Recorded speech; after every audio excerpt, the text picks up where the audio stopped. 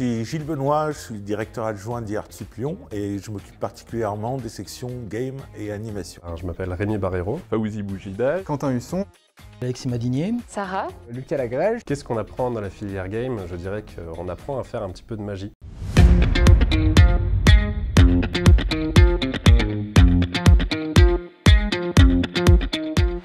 Travaillé pour Disney, puis dans le jeu vidéo pour Atari, Eden Games, sur la série animée pour Xylam, sur Oggy et les cafards. J'ai monté une société derrière tout ça pour faire des audits européens dans la gestion climatique. En 92, donc, je suis rentré en tant que testeur, plus tard dans d'autres boîtes en tant que level designer, en tant que game designer. Moi j'étais libraire spécialisé BD après des études d'histoire de l'art. Je suis en deuxième année de game design à IArtSup Lyon. Et je suis en deuxième année Game Art. J'ai eu le bac à 17 ans et je ne savais pas vraiment ce que je voulais faire.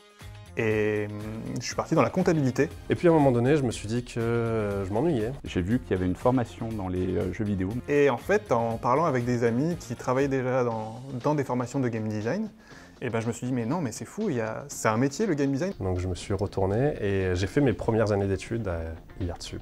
J'ai tapé école jeux vidéo Lyon, vraiment le truc le plus basique. J'ai regardé un peu toutes les écoles qui étaient proposées, je les ai visitées et du coup je suis tombé sur IArtSup.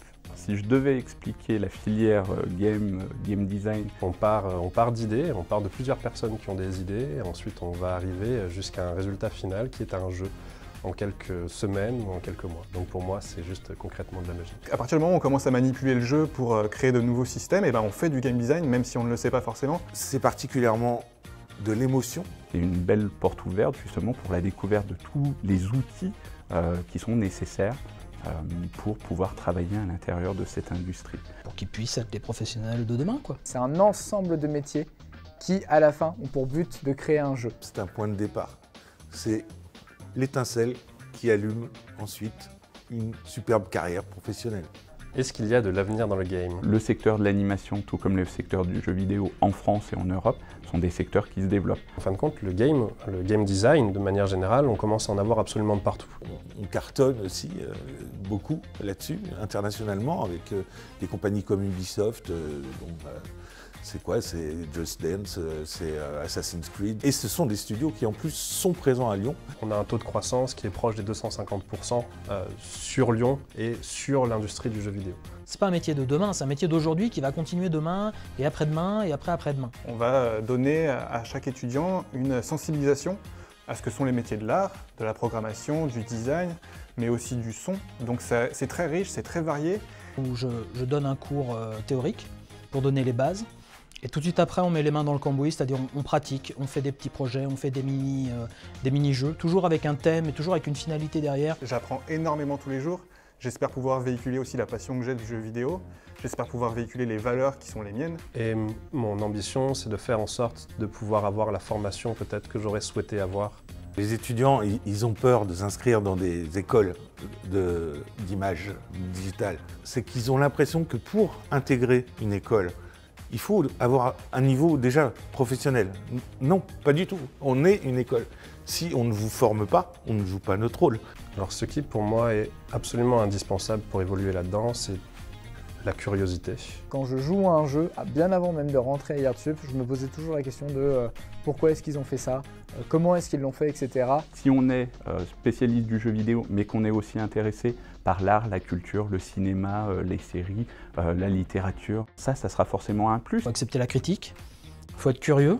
Ensuite, il y a des choses qui ne s'inventent pas, le fait d'être passionné, le fait d'aimer découvrir. Il faut forcément être passionné dans son métier. Il faut être animé d'une passion pour créer des jeux, il faut être animé d'une flamme, il faut être animé d'une ambition. La créativité, ça ne s'apprend pas comme ça. Elle part forcément d'une base de données et puis derrière, elle va se muscler pendant les cours pour pouvoir se développer. Ensuite, oui, il faut de la patience parce que ça prend du temps, le développement d'un jeu. Chaque personne mérite un accompagnement différent et personnalisé. Donc les 3 C, culture, curiosité et courage, c'est super important. Et c'est les choses que j'essaye de développer dans mes cours, dans mes matières. Qu'est-ce qu'un étudiant ou une étudiante va chercher à IArtSup? C'est tout simplement être entouré de passionnés. Ce qu'on va trouver ici, c'est une communauté, en fin de compte. C'est des gens qui sont regroupés par une même passion. Des gens qui vont potentiellement être ses futurs collègues et qui vont faire partie de son réseau professionnel dans les 10, 15, 20 ans à venir. Et qui vont tous se tirer vers le haut parce qu'ici, il n'y a pas de compétition. En game, ça n'existe pas. C'est surtout l'ambiance et les travaux des élèves qui nous avaient plu. Donc c'est pour ça qu'on est venu ici. On arrive dans une école, on arrive pour obtenir des compétences. On arrive pour obtenir des compétences techniques. Il y a quelques années, j'étais au SNJV, le Syndicat national du jeu vidéo, et le SNJV nous disait en France, il y a 140 formations qui disent faire du jeu vidéo. Il faut savoir que sur ces 140 formations, il y en a une dizaine qui tiennent la route. eArt, les formations sont bien en ligne avec ce qui est demandé aujourd'hui. D'ailleurs, le diplôme eArt Sup est reconnu au niveau national. On n'apprend pas un outil, apprenez cet outil comme ça et pas autrement parce que c'est comme ça que ça marche. On va apprendre à apprendre. Vu qu'on a des parcours professionnels, en amont, eh bien, on est aussi en capacité de dire à des étudiants comment les choses se déroulent de l'autre côté du miroir. Quand je sortirai de l'école, je saurai vers qui me tourner. Votre carrière professionnelle, elle a commencé le jour où vous avez ouvert la porte de notre école.